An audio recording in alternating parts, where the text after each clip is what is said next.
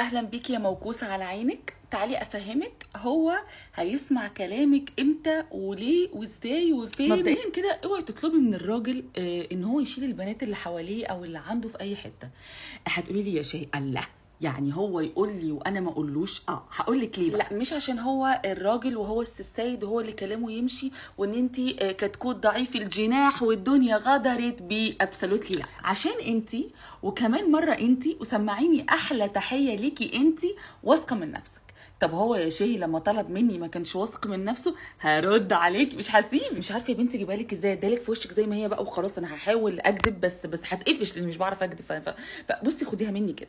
الراجل من هو صغير كده في حد كده بيملى دماغه. انا ما اعرفش بقى مين الحد ده، انا طول عمري نفسي اوصل للحد ده بس ما وصلتش بصراحه. انت يا عم مش مسيطر، فاهمه انت ازاي؟ انا بتخنق، انا بتخنق، انا مش هكذب واقول لك بتخنق بس انا بقول لك الحقيقه من الاخر. يعني انت لو اللي معاك بتكلم غيرك يبقى انت ما عرفتش تربيها، ما عرفتش تسيطر عليها، ما عرفتش تاخدها كده تحت باط. وانت يا موكوسه على عينك لو عملتي بقى زيه وبان ان انت مربياه ومسيطره عليه ووحش التنين اللي في العلاقه، ما بيتقالش بقى زي ما بيتقال على الراجل برافو، بيتقال حرام عليها، كبتاه، هيبص بره من غيرتها، دي قاعده على نفسه طبقه عليه.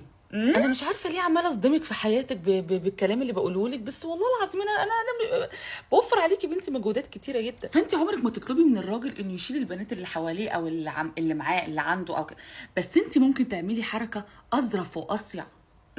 اسمعيني بقى هنا، شيليهم واحده واحده من غير ما ياخد باله. الله، خدي انت موبايله يا موكوسه واعملي انت كل مره الواحده فيهم بلوك من غير ما تبيني ان انت خدتي الموبايل وعملتي بلوك وسبحان الله هي اللي بلكته. او يا اما هو لو اكتشف بقى ان هو معمل لهم بلوك من عنده يبقى انت اللي دوست بالزرار غلط. وانا مالي يا لمبي؟ هو انا بمسك تليفونك؟ هو انا عمري قلت لك شيلهم وانت كسرت لي كلمه؟ هو انا عمري قلت لك ان هما مضايقني؟ ليه تفترض سوء الظن ده؟ حرام عليك يا اخي، حرام عليك والله، حرام عليك. مش عايزه اكمل العلاقه دي. بس كده خلاص، انت شلتيهم ارتحتي خلاص وبينتي له ان انت قد ايه واثقه في نفسك ومش همك اي بنت حواليه. وانت لازم من جواكي تبقي فعلا واثقه في نفسك، من جواكي تكوني مقتنعه انه محدش ممكن يجي ياخد حبيبك منك، جوزك منك.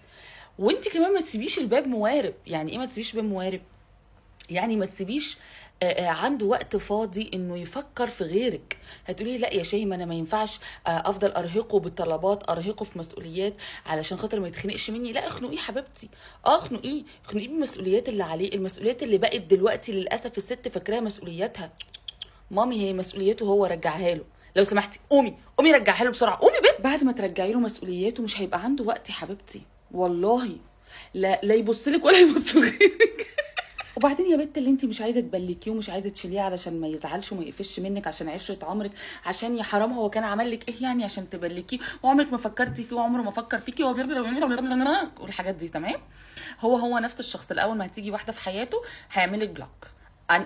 خدت الصدمه انا بقى كده، خدت الصدمه. اعدلك كام شخص عمل لي بلوك اول ما صاحب، مش هقول لك خطب، واحنا متربيين مع بعض من ايام السكول اللقال، يعني من واحنا كده بيبيز محدش كان عنده اصلا ولا حاجه اسمها حب ولا مشاعر ولا رغبه اساسا، وعمره ما كان في بينا حاجه. بس فجاه لقيت نفسي محطوطه في البلوك. يعني حتى لما بعمل سيرش عليه من وقت الاخر كده افتكر حد اقول ايه ده فلان الفلاني راح فين، مختفي ليه كده، ما اطمن عليه عايش ولا جراله ايه. نوت فاوند. ليه؟ علشان ما